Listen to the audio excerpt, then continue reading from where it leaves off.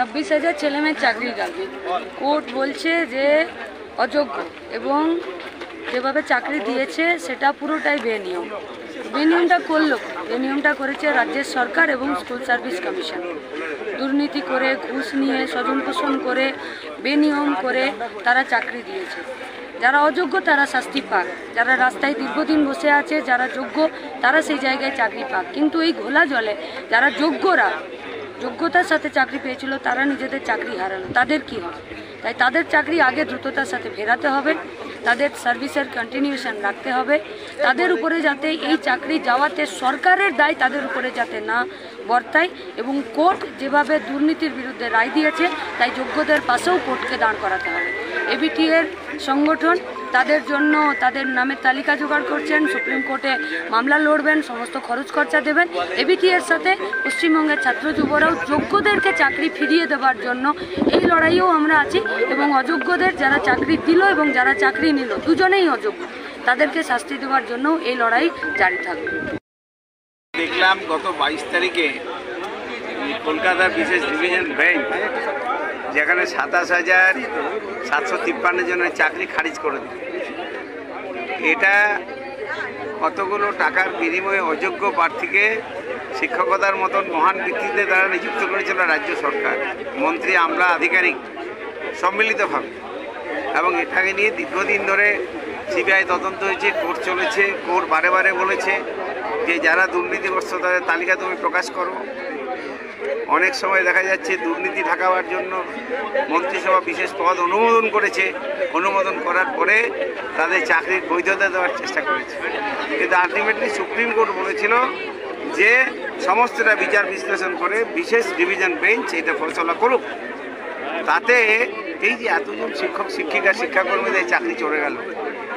আমরা বলছি যারা টাকার বিনিময়ে চাকরি ক্ষেত্রে এসছে তাদের চাকরি থেকে টার্মিনেট করুন, তাদের চাকরিতে রাখবার কোনো প্রয়োজন নেই। আর যারা চাকরির জন্য টাকা নিয়েছেন তাদের বিরুদ্ধেও পদক্ষেপ গ্রহণ করুন। কিন্তু যাদের মধ্যে যোগ্য শিক্ষক যারা ছিলেন, যারা কোনো টাকা দেননি, যারা ওএমআর সিটে কোনো টেম্পারিং হয়নি, যাদের পদের জন্য মন্ত্রিসভা থেকে বিশেষ অনুমোদন করবার দরকার হয়নি, তার মেধা তালিকার মধ্যে তাদের নাম ছিল, সব ছিল, তা সত্ত্বেও কেন তারা চাকরি হারা হবে? এই হচ্ছে কথা। আমরা বলছি যে রাজ্য সরকার তার নিজের যে দুর্নীতি করেছে সেই দুর্নীতিটা ঢাকা দেওয়ার জন্য ওএমআর সিট নষ্ট করা থেকে যা যা করবার শতবা যা যা কাজ, যা কোর্ট অবজারভেশনের মধ্যে নিয়ে এসছে সবটা কিন্তু করেছে। এবং নিখিলবঙ্গ শিক্ষক সমিতি আমরা মনে করেছি যে যোগ্য শিক্ষক যারা শিক্ষাক্ষেত্রে ছিল তাদের দ্রুততার সাথে শিক্ষকতার পদে তাদেরকে যুক্ত করতে হবে। তাদের চাকরির যেমন ধারাবাহিকতা সেই জায়গার মধ্যে থাকে। দোষী সাব্যস্ত যারা আছে তাদের উপরে বিভিন্ন রকমের স্টেপ যেগুলো নেওয়া, তাদের বিরুদ্ধে দৃষ্টান্তমূলক শাস্তি নিতে হবে। এবং রাস্তায় যারা বসে আছে দীর্ঘ 11 মাস ধরে, যারা রোদে পড়ে জলে বেরিয়ে, যাদের মেধা তালিকায় যাদের নাম ছিল, যাদের শিক্ষা প্রতিষ্ঠানে চাকরি করার কথা ছিল, তারা আজকে রাস্তায় বসে আছে। আর যাদের স্কুলে থাকার কথা ছিল না, রাস্তায় থাকার কথা ছিল, তারা আজকে স্কুলের অভ্যন্তরের মধ্যে আছে। সেই রাস্তায় যারা বসে আছে তাদের মধ্যে যে মেধা, যেখানে র্যাঙ্কে বিভিন্ন রকম গণ্ডগোল করে দেওয়া হয়েছে, মেধা তালিকা হেরফের করে দেওয়া হয়েছে, যাদের উপরে নাম ছিল তার নিচে করে দেওয়া হয়েছে, নিচেদের উপরে করে দেওয়া হয়েছে। আমরা সুপ্রিম কোর্টে আমরা গেছি, সুপ্রিম কোর্টে আমরা যাচ্ছি, এবং আমরা বলতে চাইছি রাস্তায় যারা 1100 দিন ধরে আছে তাদের ওই জায়গায় যেগুলো ভ্যাকেন্ট পোস্ট যেগুলো হবে, যাদের চাকরি যাবে, যেগুলো অ্যাকচুয়াল, সেখানে তাদের নিয়োগ করতে হবে। এবং সুপ্রিম কোর্টে আমরা বিচারের জন্য যাচ্ছি। এবিটি এর নিজস্ব উদ্যোগে, নিজ খরচায় সুপ্রিম কোর্ট করবে, এটাই হচ্ছে আমাদের কথা। আজকে এখানে জমায়েত 26,000 ছেলে মেয়ে রাতারাতি চাকরি হারিয়েছে বাংলার মাটিতে। এর মধ্যে একটা বড় অংশ যারা যোগ্যতার ভিত্তিতেই চাকরিটা পেয়েছে, পরীক্ষা দিয়েছে, পাস করেছে, মেরিট লিস্টে নাম থেকেছে, তারপরে গিয়ে চাকরি পেয়েছে, তারাও কাজ হারিয়েছে। স্কুলগুলোতে কিভাবে স্কুলের পঠন পাঠন চলবে সেইটা হচ্ছে সংশয়ের মুখে পড়ে গেছে। রাজ্য সরকারকে দায় নিতে হবে, কোর্টকে দায় নিতে হবে, এসএসসিকে দায় নিতে হবে। স্কুল সার্ভিস কমিশনটাকে এখন কার্যত স্টেট স্পন্সার্ড করাপশন।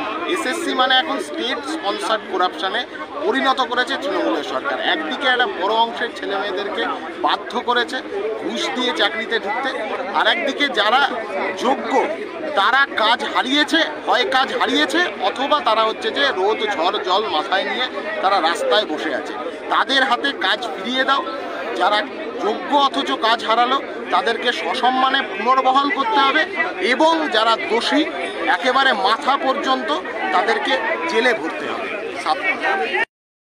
কোন পরিস্থিতিতে আজকে এখানে আপনাদের জমায়েত? জানেন, জোরে জোরে বল। পশ্চিমবাংলার মানুষের ছাত্রছাত্রীদের বেকার যুবকদের স্বপ্নের নাম ছিল এসএসসি। যারা ঘুমানোর আগে স্বপ্ন দেখতো এসএসসি, যে এসএসসির মাধ্যমে যোগ্যতার নিরিখে চাকরি দেবে। আজকে এসএসসি বোর্ডটাকে কুকুর ভাষায় পরিণত করেছে মমতা ব্যানার্জি।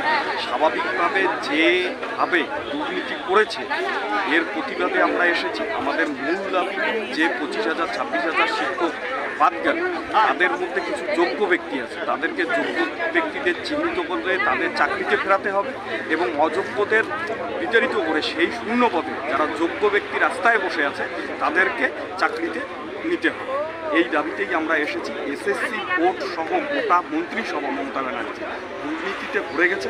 স্বাভাবিকভাবে আমরা চাইব এই এসএসসি বোর্ড যেমন গ্রেপ্তার করতে হবে, স্বাভাবিকভাবে পশ্চিমবাংলার মুখ্যমন্ত্রী মমতা ব্যানার্জি, শিক্ষামন্ত্রী পার্থ চ্যাটার্জি সমস্ত মন্ত্রীদের দায় নিয়ে জেলে যেতে হবে। আজকে এখানে জমায়েত আপনাদের? आप लोग जानते हैं कि जो एसएससी का अभियान हम लोग इसीलिए बुलाए हैं कि 2016-17 में जो एसएससी में जिनको नौकरी मिला है वो लोग रुपया देकर बहुत सारे को नौकरी मिला है। जिनको नौकरी मिलना चाहिए उनको नौकरी नहीं मिल रहा है। पश्चिम बंगाल में भ्रष्टाचार चल रहा है, लेकिन जिसको मिलना चाहिए उसके लिए भी हम लोगों का लड़ाई है।